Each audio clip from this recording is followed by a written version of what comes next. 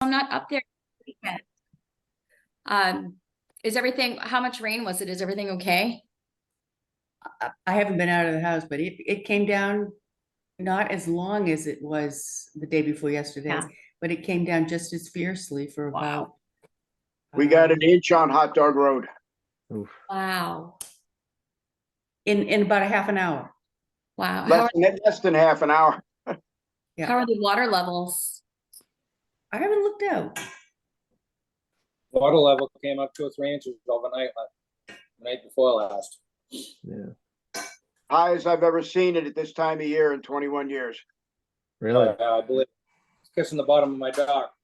Yeah, I usually get 6 or 8 inches under it. Oh.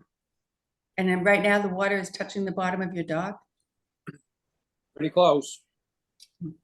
Wow. I saw some pictures of your house today, Georgia. Oh, did Celeste show them to you? The mold that power washed off. Oh, yeah, off the bunkhouse. Yeah. Yeah, that would look really like a great improvement. Yeah. See, this group has been good for so much, including just making personal connections. Hi, Diane. Oh, there she. Hi, Lou. Hey, Ken. I'll give it another minute just to get anybody else in, but then we can get started.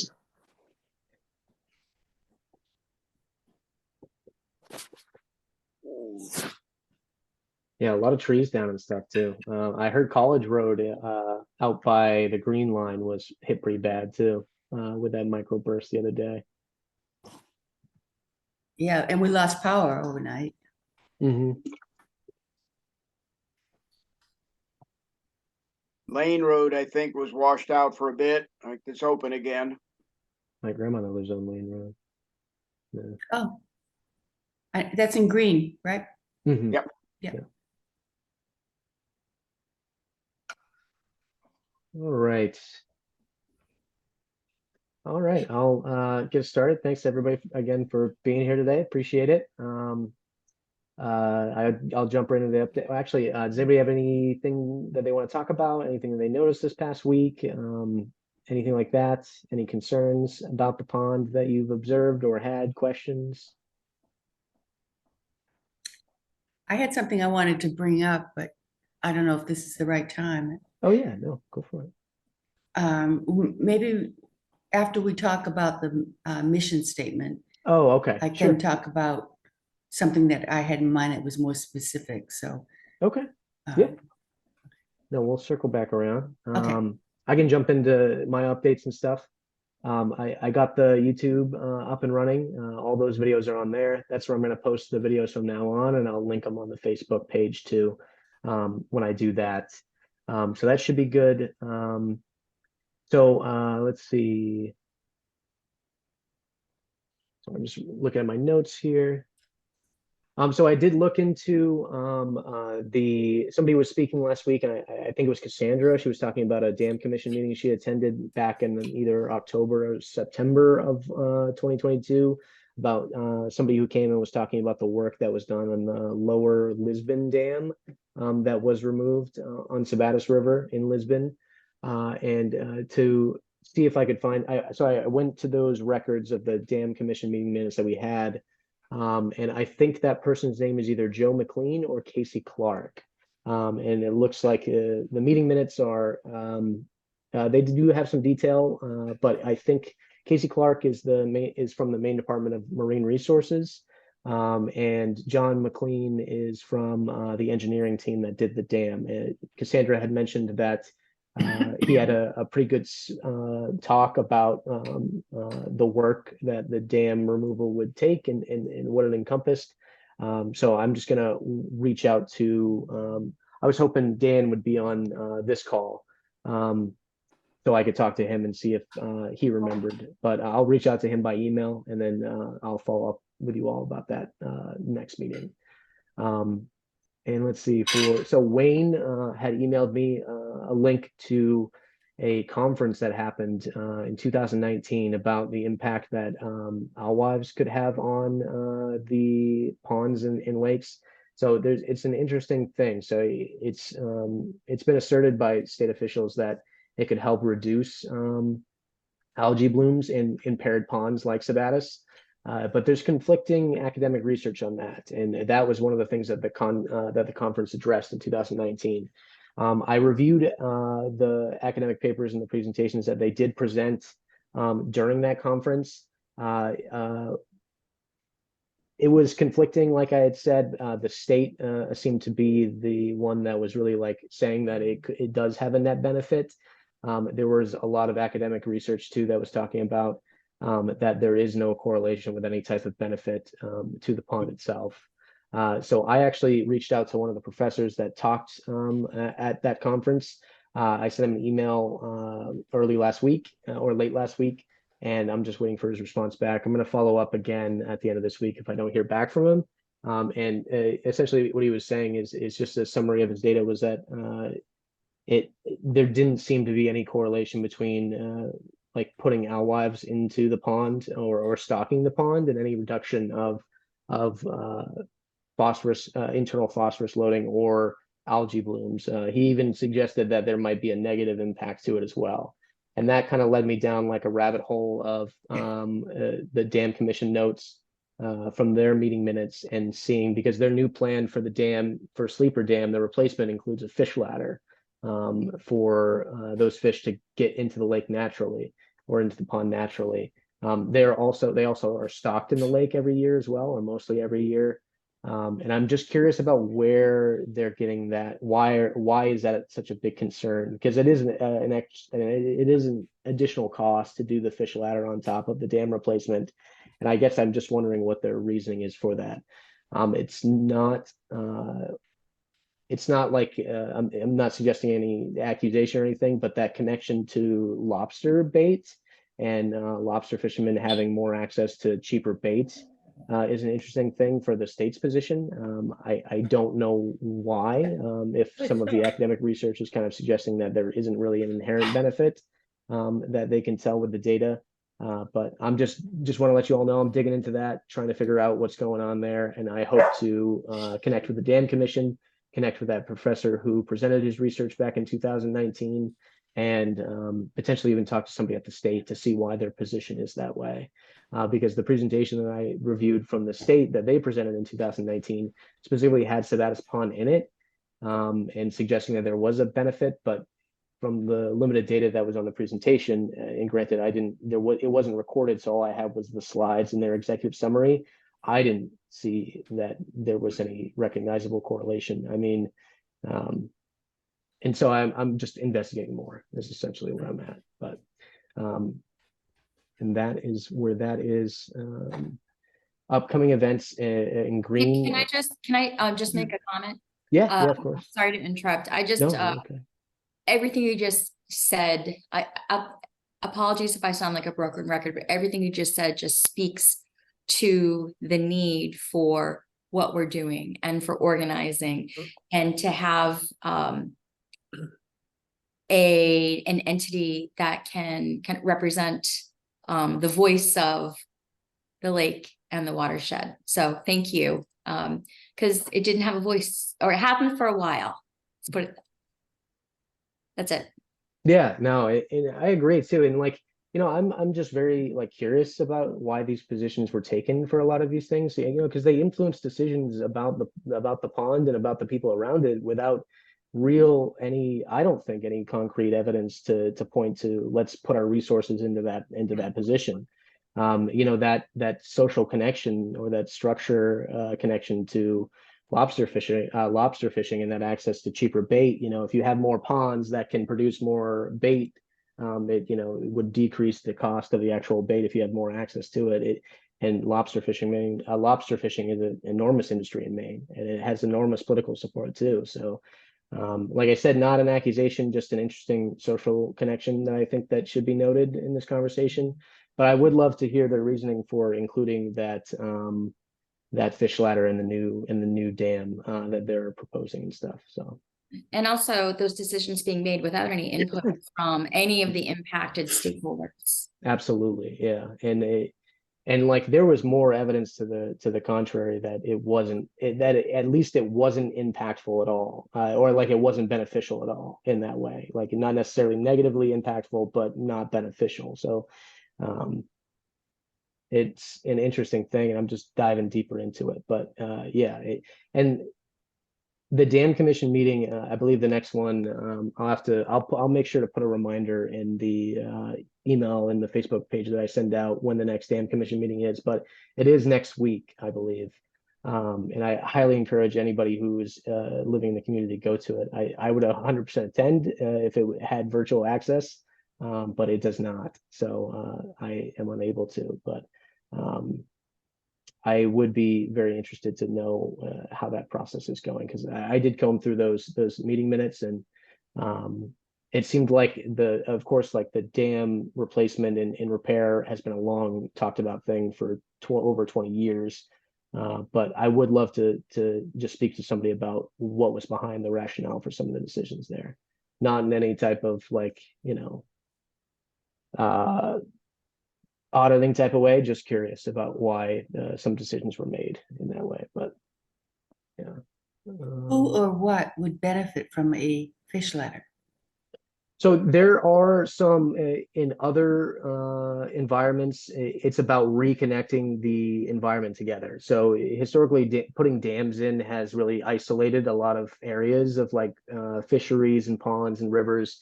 And there has been a big push across the country that I'm familiar with to remove these dams and kind of like bring these habitats back to their natural environment. No dams and things like that.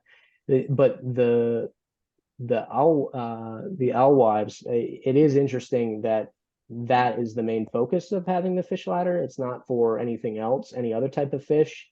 And that connection and having their either impact be unclear or not beneficial is just why Never keep gonna pushing get for up it. this far. I don't think they'd make it up this far. What'd you say, Diane? Oh, I'm sorry, I didn't know I was on speaker. Oh no, you just came off. It's okay. Nope. I apologize. I was looking at a map of how Sabattus River goes down and how it eventually makes it to the ocean, and it's quite a distance, and I'm thinking, those alewives are never gonna make it up this far. You'd be surprised.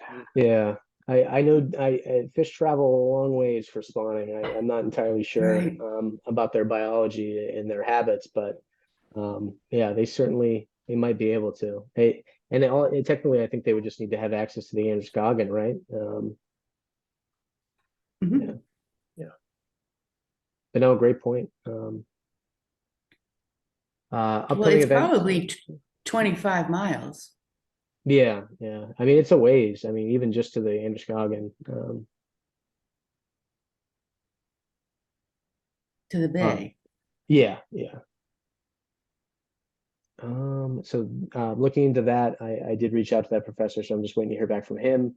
The upcoming events, Wayne also too alerted me that the Green Town Meeting is on Saturday, August 5th at 9 a.m. at Green Central School. So for all of you Green residents out there,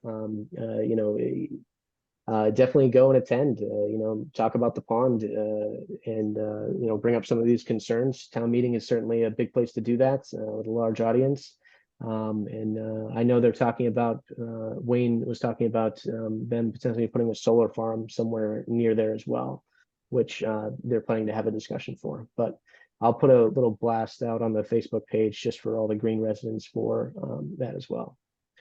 The Lake Stewards of Maine too, they released, if anybody follows them, they're having their summer annual like volunteer training program coming up soon. I'm going to post a little bit thing about that just because some of the training that they do offer would be useful to monitor some aspects of the pond, of Sabattus Pond as well. So I believe the training is free, if not maybe a little bit of a fee. Let me just confirm, but I know they love volunteers and it's a perfect time to do it. And it's useful skills too for anybody who wants to get involved with just monitoring the pond and collecting some of that data that we hopefully will start collecting in the future. So just up on that. And that is what I have right now. The steering committee, and this maybe might lead into Georgia and Donna's portion. I planned, we will probably have like different meetings for the steering committee just to kind of work out these drafts and then have presentations at the regular meetings as well. We can also work offline depending on how many people are with the steering committee. But definitely, if you want to get involved in that, I definitely do want to set up and get that rolling pretty soon just to get that going. So I'd like to have something official or on the books by next week too. So if you are interested, you can certainly join, but we are going to get started with those who are on that list. So, and Georgia and Donna, updates. Donna, do you want to start with the mission statement? I don't have it in front of me. I'm sure you do. You seem Uh, like a very competent woman. Back at you. Hang on, let me just bring up my email. Apologies for the delay. It was all of one sentence, wasn't it, that we Yes, it ended up was. with?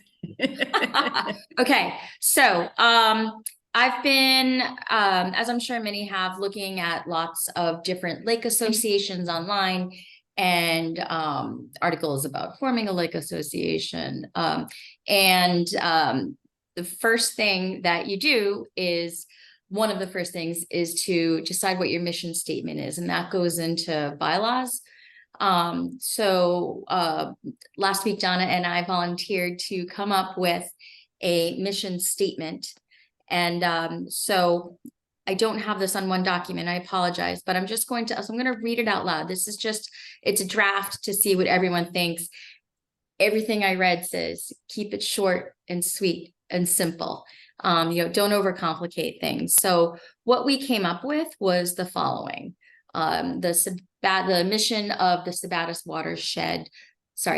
Pond Watershed Project is to protect, improve, sustain, and integrate resources for Sabattus Pond, its watershed, and its ecosystem. Short, simple, to the And that point. was paring it down. Yeah.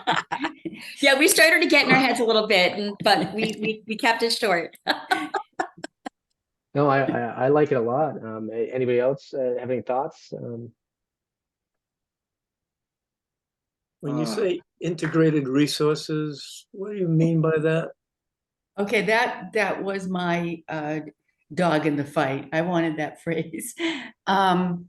Because what I think that we should do as a group of stakeholders is that we need to integrate, meaning we need to pull together anybody that has anything to do with the quality of the lake, whether it's the DEP or the local farms or Dan Garrett and the Dam Commission. We want to pull together anybody who has an interest in this. So that's what I mean by integrate resources. By resources, I mean people. Yeah, it could mean people. It also could mean funding, Yeah, external funding that comes from the feds or wherever, and using it. I think, for this type of organization, one of the biggest problems that I've observed just, going through a lot of the old documents and stuff in my research in my graduate program was like, everything was so siloed. Like I'd contact people to interview them either from the state or other organizations that do work and have done work in the watershed itself. And nobody really seemed to know what anybody else was doing. And I think that is a really big part of the problem is that nobody is really coordinating this type of stuff. And I don't think anybody's coming out here to save it and, coordinate it from an outside perspective, I definitely do agree. I think that integration of like almost having this organization be like the collective knowledge of all of these different things going on is an important aspect. Right. So it'd be like, the Bates research, we'd be integrating that resource into what we're doing. The the lake stewards and their training. It's there are all these resources. We'd be kind of taking all of these different pieces and kind of bringing them together for the benefit of the pond and the watershed. That was our And- thinking. And like my lake association and Lou's Lake Road Association, we need to pull those resources in as well. Mhm.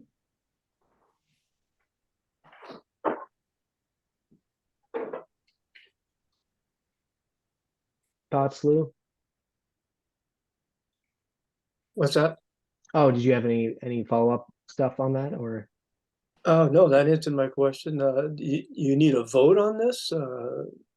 Is it a mission statement? We applied that, or?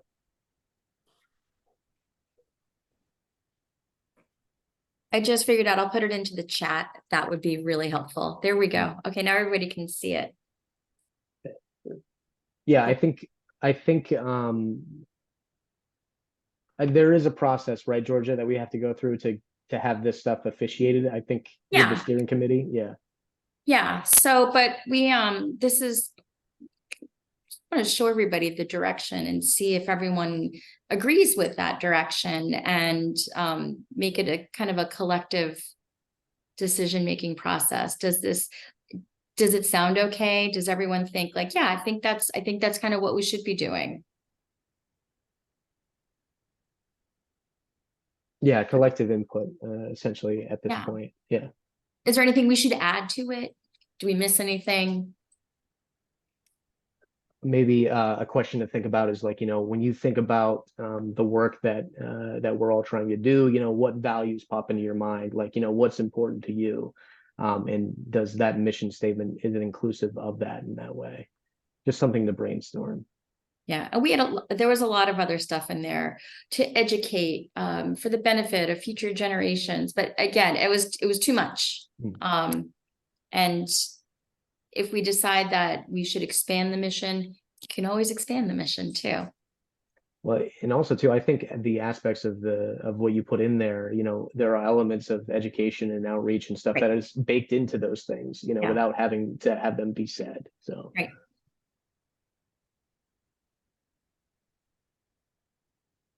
Great.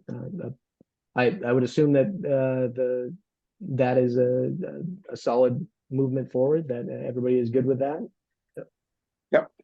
Awesome. Cool. That's a good direction. Yeah. Great. And I think that maybe we could put this up on the Facebook page, just unofficially, Mhm. but if we wanted to do that too. Yeah, I can definitely put that on there. And then if anyone has any second thoughts, we can amend it Yeah. and change it. And then how do we make it official?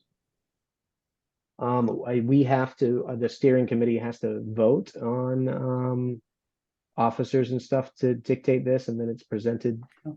Well, I'm sorry, Georgia. Yeah, you had a document on this. Yeah. So the next kind of steps are to make us an official entity. And we talked a little bit last week about incorporating as a nonprofit. Not that hard. And but what you need a board of directors, and you need some officers, president, vice president, treasurer, and a secretary. And so usually the way that all kind of is about, as Nick said, is there's a steering committee, and the steering committee kind of gets this going. And then there are official papers that have to be submitted to the Secretary of State's office. And this entity, our entity, needs an address. So I would volunteer my address box. So in thinking about that and going forward, I drafted some bylaws looking at what Maine.gov has up, kind of this, so you want to start a lake association, what do you do?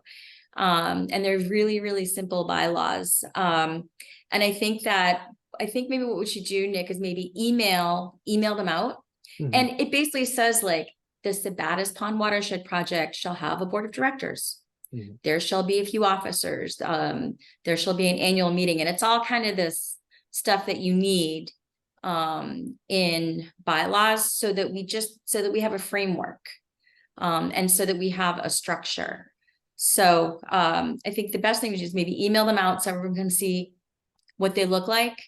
And maybe at the next meeting, they can be just the topic of general discussion, because this is kind of new for everybody, including me. And then maybe the steering committee at that point can just move ahead. What does And, everyone think? Oh, yeah. Cheryl's got her hand raised. Yeah, so you're naming off all of these different requirements to have an association, a treasurer, president, and all Yeah. these people. It sounds like you need a lot of different people to put something like this together, and I'm not seeing where all these people are coming from. So I totally agree with you completely, 110%. There are a lot of people who haven't been able to make the meetings, who are watching the recordings. So I think that besides the honorable 11 people who are here, there are definitely more who are interested in being involved and want to be involved. And part of it is kind of like Field of Dreams. If you build it, they will come. So, and Nick keeps saying, this is a process. This is a process. We've grown from, I think our first meeting was 4 people. So I think that momentum will keep building and we'll get more people on board. But I think that's a great question, Cheryl. And nice to meet you. Yeah, thanks. You too. The other question is, you have all these offices and all these different people that have different roles in this group that you have. Yep. Do you have a list of the responsibility of what each person needs to do? I can do that. I think that's a great suggestion too. Since this is all new again. So I am happy to put together kind of a summary of the next steps, and then what the steps mean, and like what does this mean as directors, and what does the president do, and what are the annual requirements? Right. And you mentioned like a treasurer. So you're saying that there's going to be money involved? Not right now, but at some point, if we go after federal grant funding, there will be money involved. Yeah. Yeah. And I think it's important to, but that is definitely down the road a ways. yeah, absolutely. And I think it's important to note that these are going to be like not paid positions, Cheryl. These are not people that are going to, this is volunteer. Yeah, no, that's not what I meant anyway. I mean, I'm not expecting to get paid. I'm just interested in the health of the lake and what's going on and what's happening. I'm not looking for money or being paid or anything. I was just wondering, like, if you're a treasurer, to me, a treasurer means you're dealing with money. Like, where's this money coming from? Are we paying dues? What does that mean? Yep. I think those are really good questions. Something, Anthony's not here this evening, but something that he had suggested was getting in touch with another organization that's kind of like ours, and having somebody come talk to us about how they got started. What were some of the obstacles that they encountered, and maybe we can, what was some of the mistakes they made that if they had to do all over again, they wouldn't, they would avoid. So that's something else that we can do, is bring some folks in to talk to us, because this is we're just really, really at the very, very beginning. Absolutely. Yeah. And just to echo, it's 100% a process. Like, this is not like nothing what we discussed is currently set in stone. And honestly, the input is necessary from all of you. But we do need something in place and some type of structure, because I mean, unless we're able to apply for grants to do this, I mean, there's only so much that, picking up litter on the side of the pond, or there's only so much we can do without resources. And we need that structure to be able to access a lot of those resources. So it's something that needs to happen. It just is going to take time to do it. But Can I jump in for a second on the getting people like to this meeting? Absolutely, yeah. If you know, I got like 5 or 6 neighbors over here, I could text each one of them the Zoom info, but if we had some sort of pamphlet or something, I'd be more than happy to go around to all the houses, at least on my road, next few roads over, and drop them off into people's mailboxes just about the meeting times, when they might be, to try to get as many people here as possible. Mhm. We do have a Facebook page too. I don't know if your neighbors do have Facebook or anything like that. We're doing the pamphlets and stuff is great. It also does require money to print and Well, I do can print those them. things. Yeah. Okay. Yeah. Hey, come here. Diane and I Um, talked about this. Diane was talking about going house to house on last Saturday or Sunday. Yeah. And we Even talked just about on your putting, road, you know? Yeah. yeah, on our road. Yeah. Yeah. And we talked about putting a pamphlet together, but we sort of ran out of steam because I didn't have ink in my printer and it rained and whatever. So we decided just to send an email out to our association members. Yeah. And our email list has probably got like 60 people in it. There's only 29 building lots on our road, and not even quite that many houses. But so I sent out the email because I'm secretary, and I posted the Facebook address and the link to this meeting. And other than Diane, nobody has taken up on it. Although at least one person told me that they've been following the meetings. And I get many emails from people who do not attend the meetings like this, but watch them regularly and email me their inputs afterwards and everything like that. I think the desire is there. Like Yeah. I definitely agree with Georgia that, you know, if you build it, they will come type of a thing. And I think that structure is certainly necessary to set up. I understand like right now I feel like we're in a very loosey goosey stage in a way. Like it's but this stage will come to a close and something will be a little bit more organized, will take its place. And that's what essentially we're trying to get to. And it is a process, so we're working through it. I think it's an important part. Everybody's raised some great points, and it's going to take a little bit of time to get this stuff together. And we just want to make sure that everybody has a chance to also put their input in too. So I mean, I got an email, you know, from an outside perspective, it might seem like, you know, it's taking a long time to just set up something like this. You know, we started this about almost 2 months ago now. But you know, it's about also giving people time to learn about it, to put their input in and everything like that too. So. Well, Cheryl, my road association, we started working on this with just a few people in 2005. And we now have the structure that allows us to collect dues and make things happen with the help of everybody. Where's your road association? Mars Point, do you know where that is? Yep, yep. And the dues, I mean, they have gone up. And it started out like free. Nobody wanted to, you know, nobody wanted to hear anything about money to begin with. I didn't want to coerce anybody. So what does that association do? Maintain roads and things?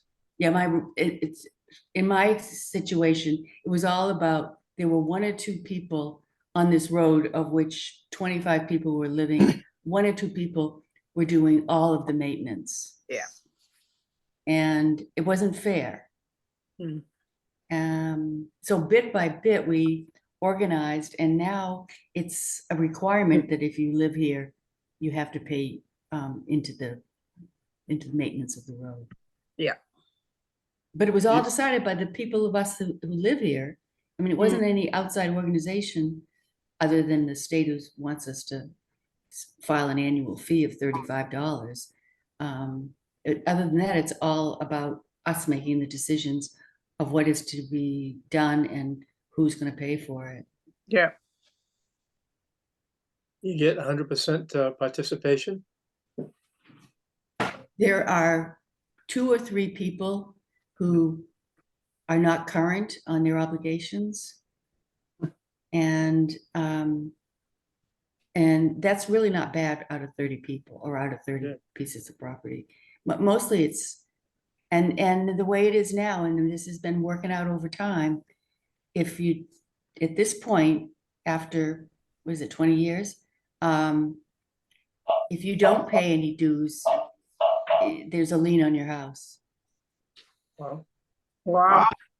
Wow. But you know, it's, I mean, I've come to understand that it's not fair for someone to live on this road, use the road, and not contribute anything. Yeah. Is it legal to put a lien on a house? Well, as I said, we've been working on this for over 20 years. Yeah.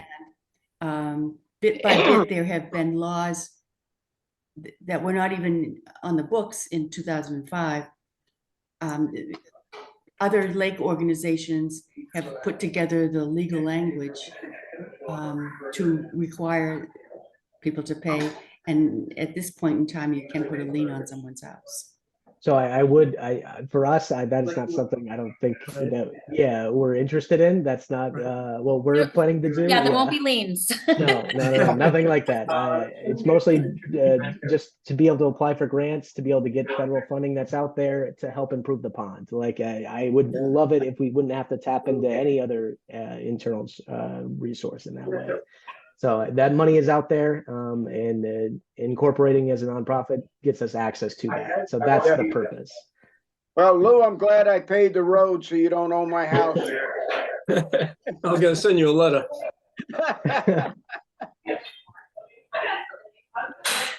Excellent. Okay. That is all I have. I'm still, the people from Bates are still working on their collecting their data and processing that.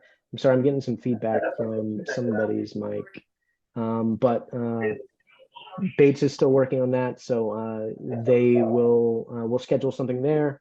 I also have that thing with Abby from the Maine Department of Environmental Resources. She's still coordinating with her coworker to set up a time to do that as well. So we have a, yep. Has there been any input or any word back from Bates about trying to put a light on that buoy?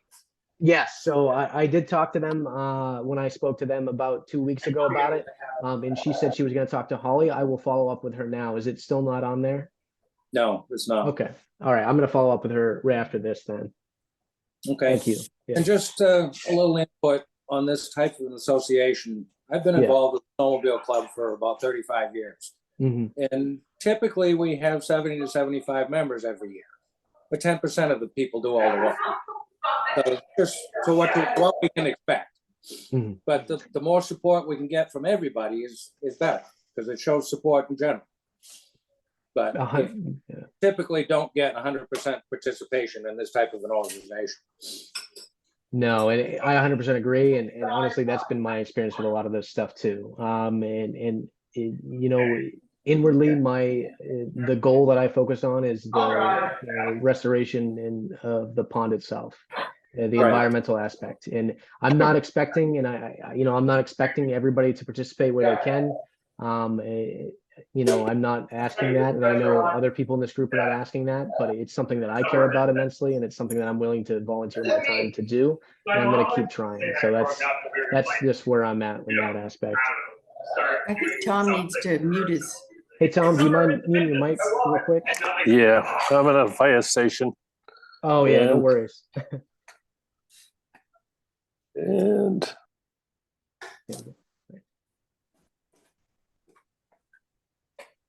yeah, that's the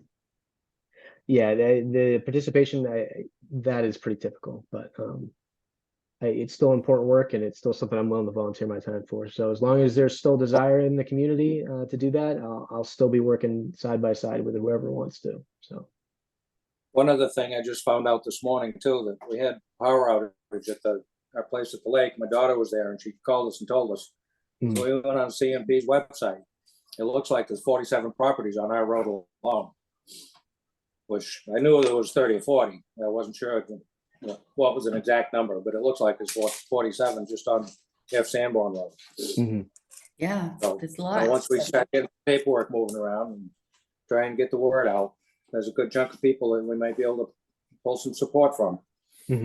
Absolutely. And like I had said last meeting, I'm still drafting up that pretty massive like communication strategy plan that I want to present to you all for input. It's going to talk about the stakeholders, the different types of stakeholders within the area that we should target, how specifically we should probably reach out to them, and how to do those things. So that's still in progress. I think it's important to have something set up to do those things so that people have something to communicate with, in that way. But And Nick, I think that Anthony sent you some information on an individual who I don't have his name, but I think that you do. I do, yes, he did. Anthony was not able to attend tonight, but he did send me. Anthony's been looking into other lake associations and reaching out to them. Like Georgia had talked about, trying to get in contact with people who've also started similar things, and try to get them on the phone to talk about them, about potential pitfalls, any advice, things like that. He had a friend, I believe it was in Poland, the Poland Lake Association. And they had someone within their organization named Scott Williams, and he's currently retired from the main lakes, but he seems like a. Oh, I am. Can you guys hear me? Okay. Okay.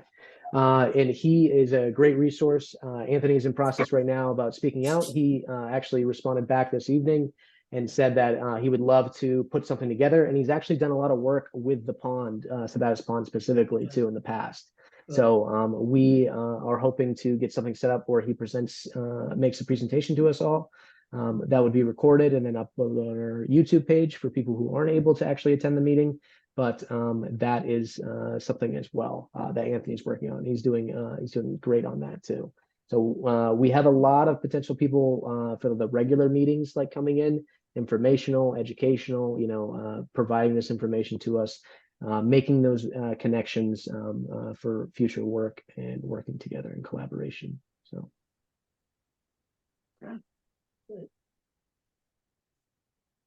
excellent. Let's see.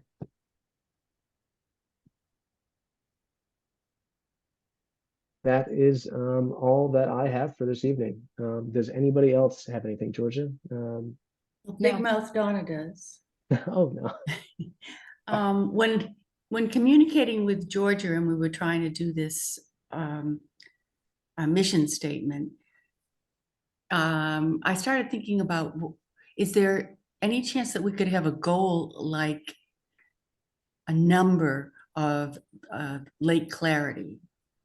Like, aren't we like number, I don't know how many lakes there are, but I know we're at the bottom of the list of healthy, clear lakes. On the and that top, they measure that by clarity, parts per million.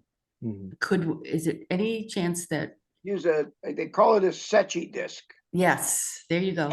And how far down you can see the disc is what the lake clarity is. Right. so Would it make any sense, at least somewhere down the road, to have a specific goal? Like, do we want to go from this Secchi to that Secchi, so that we would have something that we could measure and achieve? Absolutely. So the steering committee and when this thing forms, they should definitely be some smart, measurable objectives and long-term goals, and that is definitely part of the process. It is very intricate. So the Sabattus Pond is, I believe it's number 13 or 14 on the state's 25 most impaired pond or more most impaired body of water list. I have that. I can send that out, that link to that site where it is.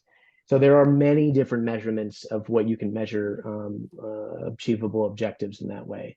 The problem is that they ebb and flow. So, and there are long delays in them. So, all of you have heard me at times saying, this is a process that could take decades.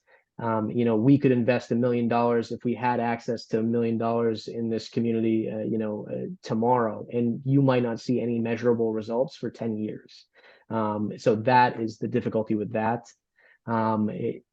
It would definitely take some crafting, but it's a great point, and I'm a big fan of SMART objectives. So, and that's like the specific, measurable, time-based and things like that. So, absolutely. Do we have a number now attached to the SECI of our lake? Let me pull up the data I that I thought you have. had I can something show you. like that, Yeah, I yeah. do. Let me pull up the data that I have. I have to just dig in my my research folder real quick, and I'll show you. I know Scott Williams, he used to do a lot of the testing. He did that for years, so he may have some Yeah, numbers for us. he absolutely should. It would be a good goal. I mean, just like the river Androscoggin, it went from a C to a B. Mm-hmm. It's not quite the same, but there was an improvement. There was a goal. It was achieved. Took years. Similar thing, Don. I get what you're saying. Thanks.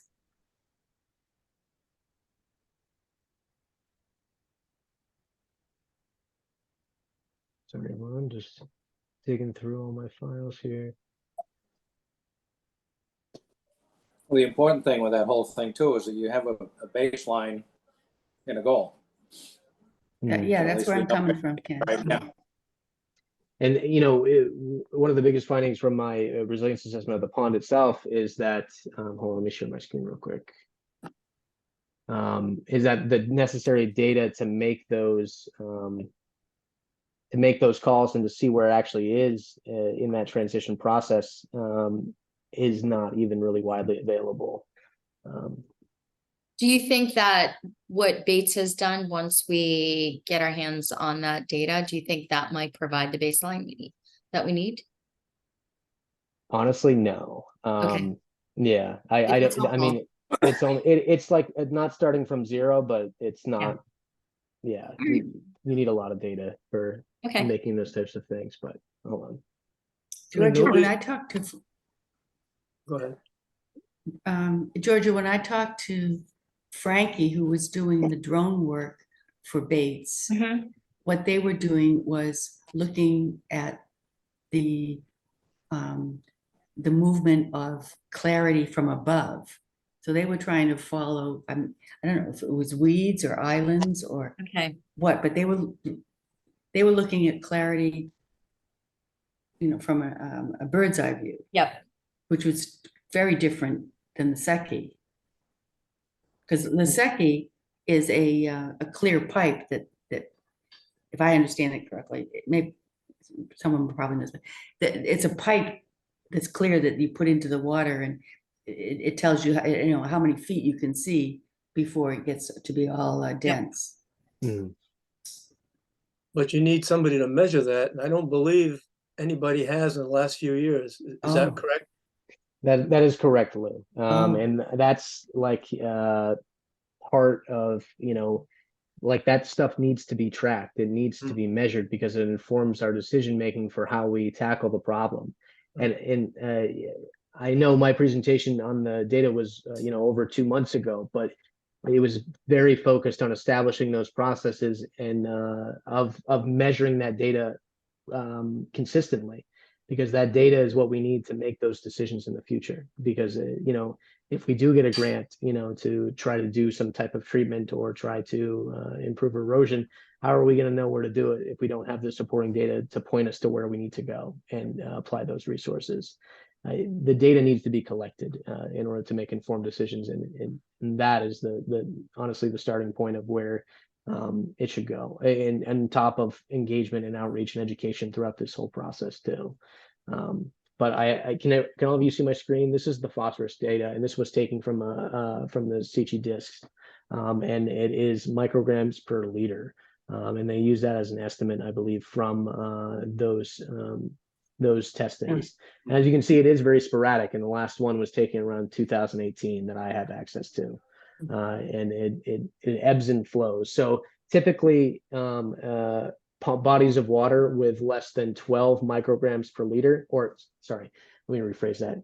bodies of water with higher than 12 micrograms per liter of phosphorus loading or phosphorus within the water produce blooms. So an objective, like a measurable number that we want to get underneath is 12 micrograms per liter. And as you can see from this data, sitting back to 1977, it has not even ever been below 20. So that is a goal. It's a goal that's going to take decades to get to. It's never been below what? It's never been below 20. 20? 20, yeah. Micrograms per liter. Is there any lake in Maine that's higher than that? Like, is there any, what's the highest lake in Maine, do you know? So it's tough to answer that because it's not always apples and oranges. There's internal characteristics and stuff. But as of right now, the Sabattus Pond is number 14 on the list of Maine's most impaired lakes. That list appears to be alphabetical, so it's not necessarily in order. True. Yeah. Yeah, right. Right. Good observation, Ken. I didn't even recognize that. I didn't even recognize that either. I thought I heard Nick say something around we're number 6 somewhere along the way, as far as I'm gonna look into that. One of your original presentations. I thought that's what you had said. 14. Hold on, the notes are right here. Yeah, it's just on the top impaired list. So there's 25 most impaired bodies of water in Maine, and Sabattus Pond is on there. They don't classify that. So like diving into how they classify this is literally from that phosphorus information that I showed you right here. And that's only collected once a year. So, or usually typically only collected once a year. Now, I mean, as you can see, it's also very sporadic too. There are many years where it's not collected at all, and it hasn't really been collected much since, like around 2018. So that's that consistency that an organization like this should be able to create, through like these community science initiatives where somebody who might live on the lake is willing to do that and go out there and test it once a month, because that information is important for us to make the decisions in the future about how to allocate those resources and how to try to improve this. And unfortunately, like that data is not there right now. So in a sense, we're running blind. And if somebody tells you that they have a solution for this pond, that will fix it, ask them for the data to support it, because I've dug very deeply into this pond for a long time, and I couldn't even recommend you a solution to fix this pond right now because I don't have the data to back it up. So. Well, Dan Garrett, it's loads of bleach. Bleach it? 10 tractor trailers. I'm pretty sure Dan Garrett has been doing this Secchi measurement, and maybe he's gotten tired, or as he has said, he's looking for young energy. Absolutely. Yeah. Yeah. But I think that he's a resource for us about carrying the torch on.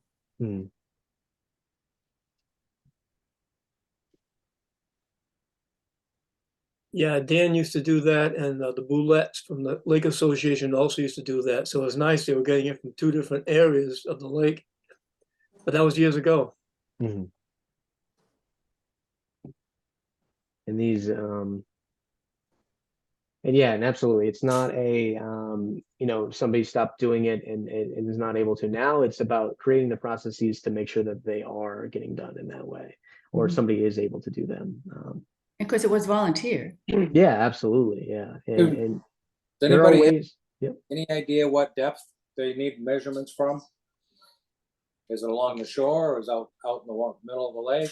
I mean, ideally, you would want it from the same locations multiple times. So you would want to go like, so if we get some preliminary like information just from you all that live around the pond, like, oh, algae blooms typically happen here or around here throughout the year.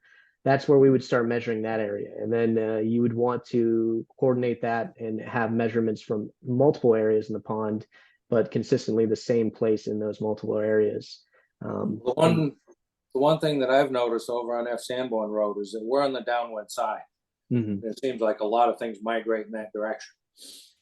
So readings on our side may be higher than they are on the other side. They are, yeah, and they Yeah. typically can be. Bates has information on that too that would be illuminating in that way. I think they. The wind is always coming in our direction, whether it's from the south or the west. It's always coming across that side of the lake. We're on the downwind side. On the east side, Yeah. Me too. Yeah. Because just because one part of the lake it has algae blooms, it doesn't necessarily mean like another part is equally as bad. And that's why it's important to have multiple data points from multiple different areas over time too. It's about the process of over time. Yeah. So I did send Nick some photos of this morning. Yeah. I can bring them up. Yeah, show him the one from this morning, right after the rain. This is my dock area.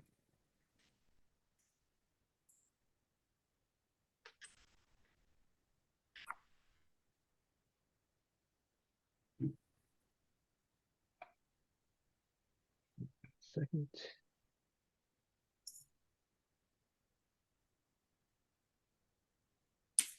There we go. You'll see that okay? Yep. Yeah, look familiar to anybody? Yep. That's what Donna sent me this morning. Yeah. at least I know what I'm looking for. Because basically, Yeah, I live next door. It looks the same. Yeah. Yeah, Diane's right next door to me. Yeah. Your deck looks great. It just got power washed. So that's why it's all green. Are you water. Are you comfortable with me showing them the one you sent me from last year too? Donna? Yeah, that's pretty awful. This is from around July 27th of last year. Wow. Holy cow. That looks like front of my house too. Yeah. Who says that? That was Cheryl. Cheryl, that's like in front of your house too? Yeah, Last year? yeah. Look, obviously that's without my dock on it, my floating dock, but it's sad, isn't it? Yes. Now, is that what you call a bloom? Yeah, that's a bloom. Yeah.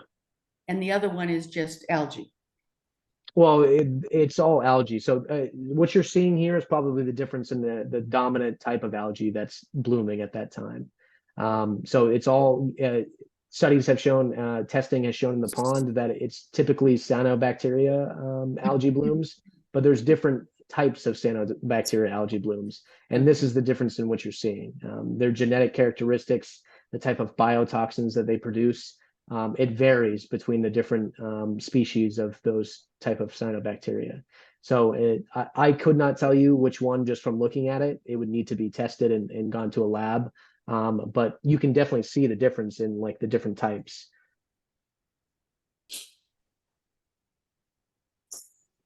And that's why collecting this type of visual data, I think, is so important. It really puts into perspective when you see something like this. And then Was that picture taken first thing in the morning when the lake was calm? Yes. Does it go away if the wind comes up? Yeah, it went away. Okay. I like it. I think it looks fine now. Yeah, because basically all I've been seeing in front of my dock is mostly just cloudy water. But I haven't gone out at 5 o'clock in the morning when the lake's calm. Well, this was probably 8 or 9 o'clock. Well, by 8 or 9 o'clock, we usually have wind. It's not usually that calm on our section. I apologize. I have to jump off, but I will see everyone next week. See you next week. Thank Thanks. you. Bye. All right. And Ken had also sent some really great photos of the clear cutting out there. Oh.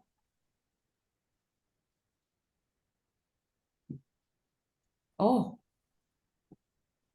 What's going on there? That's some logging being done on Sabattus Mountain, which it's a concern for us because of the removal of that vegetation affects the amount of erosion that happens and the amount of soil that washes in. And he shared quite a few pictures. It appears that they're harvesting the pine. Mm. Because they're leaving, Are these drone shots? no, that's from the lake. Oh. Good. Those two pictures are what it should look like. Wow. Yeah. Yeah, let me try to get them in order here. All right. Do we so know if have- they're building anything or just taking them down? It's right across from me too. It's too steep. They wouldn't possibly build anything in there. They're having a hard time with a backhoe in there. Trying to Yeah. get them up and down there. We do have two members who are looking into that, Patrick, too. And they've been talking with the Sabattus zoning person or the building. Sabattus, the code enforcement officer, and the forest personnel who signed off on it from the state of Maine, too. So it seems like some things might not have been done as they should have. I haven't seen any fencing. No. Yeah. It's right across from Access Road on 132. And these two photos are from Wayne that he sent about the logging as well. Yeah, that's just crazy. I was up here working the other day and noticed all the, the dozers and stuff. Nuts. Just nuts. Yeah, I mean, those types of things really put it into perspective. Certainly. I was the next meeting, so it's 7 o'clock. So just to respect everybody's time, next meeting is set for next Wednesday. So we're going to keep it on Wednesday. Okay. Yeah, does that work? Yeah. Yeah, thank you. Yeah. I Wednesday, have one thing 6? to say, Nick. Yeah, sure. Go for it. The other day, somebody was zooming by the shore and they Mhm. sank my neighbor's boat. There's a law where they responsible for the wake within 200 feet of the shore. Okay. And where I am, people zing by constantly. I just think it's ignorance. They don't know what the rules are. I'm a licensed Coast Guard captain. Mhm. So this jet ski went flying by real close to the shore. And the neighbor's boat took it up over the stern, sank. Yeah. So just be aware. Mhm. Yeah. Where are you, Tom? I'm on Lakeshore Drive down on Bernard Cove Road. We got the big camper in there. Down off Nile, did you say? No, Lakeshore Drive off Okay. Bernard Cove Road. Oh, Bernard. Oh, so that's in green? Yes. Okay. Yeah, thank you for letting Yeah. us know. And certainly people will see this video recording, so definitely be aware. Yeah. Well, plus you posted that on some Facebook pages, and I Yeah. think that was a great idea. It was announced by the state of Maine after this happened to be aware of it, but I don't know who got the announcement. Mhm. No, for what it's worth, I saw the warden out there the other day. Oh, yeah, It that'd be was- nice. I think it was Sunday. He just happened to be out cruising around. It was the first time I've seen him in about 3 years. Well, we've got Yeah. a small boat. We got a small boat people go out in, and no registration, no life jackets, no nothing. So we need something like that. Safety is Yeah, I certainly can't help but important. wonder if maybe he wandered out because of the Facebook post. That's my 2 cents. Sorry for being late. I had to get to work. Oh, no, please. We appreciate you being here. Seriously. All right, everybody. Don't hesitate right. to reach out with any questions or concerns. Thanks for attending, and I'll see you all next week if you're able to make it. Thanks. All right. Thank you, Nick. Appreciate it. Thank Thank you. you. Nick. No problem. Bye.